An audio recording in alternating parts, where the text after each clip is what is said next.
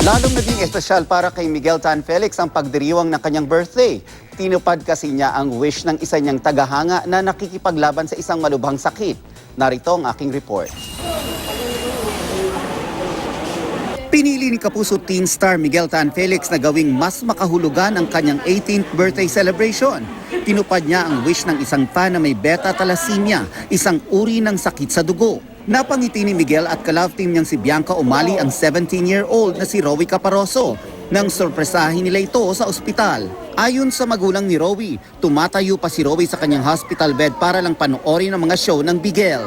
Nanonood ka ba ng Opo. Opo, inaabangan ko po sila. Lumabas na ba si Pagaspas? Hindi pa po. Hindi pa po ulit. Inaabangan mo ba yung paglabas ni Pagaspas? Opo. Sabi niya gusto niya daw po magkaroon ng show pa, and sabi ko sa kanya magpagaling siya para kahit pa paano magawa niya po yung mga gusto niya, kasi parehas kami ng hilig, nagsasayaw siya, nagbabasketball po siya, tapos lagi niya pong pinapanood yung mga shows namin ni Bianca. Ipagpe-pray ko po siya na sana mapabilis yung paggaling mo.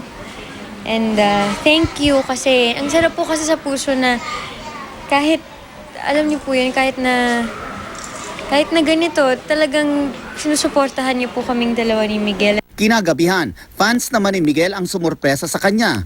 Mas naging meaningful ang celebration lalo't humabol ang kanyang ka-love team para makisaya.